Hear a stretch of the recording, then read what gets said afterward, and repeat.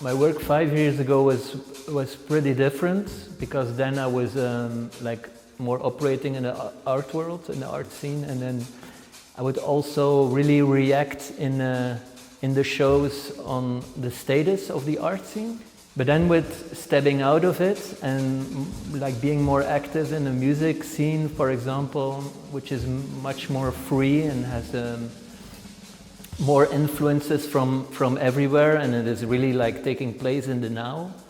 I really sensed that I really wanted to use that kind of method, where my work is now more like in a free jazz way, like more a juxtaposition of events, of things taking place, of people that I know. It's really attached to life, and I would say it's more performative. It became more performative, more free, like unbound.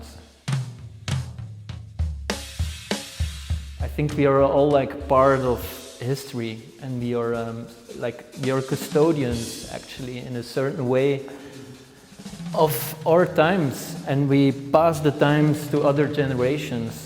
So I would say it's timeless in that way. What I'm really trying to do also in the speedy way of painting is to capture our times, and I think this has like a timeless quality nobody can say. Time will tell.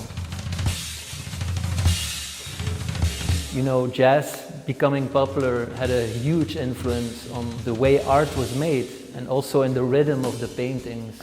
You know, I'm listening to music all the time, and also playing it vaguely, like for amusement, and also to see in which state I'm in. So I would say it's a huge support, and it influences the pieces like very directly. My mind works very fast, and this is not a virtue. It's like more of a disease or something. Everything goes really quick. I'm very chaotic. I'm easily bored, like in a thing I'm doing. So I really had to kind of find a method. And in that sense, it may sound really stupid, but an iPhone is like very nice, because I would take a picture, and then of a concert, I would use it the next day in a painting, just holding the phone and then painting from it. And then of course, fastness is important, but this can be trained. So like if you paint every day, it's like a guitar player, you know, you get the souplesse, you get the feeling of it.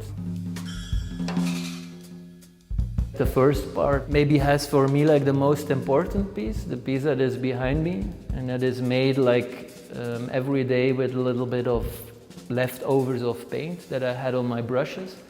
Because actually I go from painting to painting every day. This is like, you could compare it with a huge vinyl record. So in the studio everything stands like shoulder to shoulder, and I would use my paint until the brush is really like empty. So that's why the works in a certain way are for me like one symphony.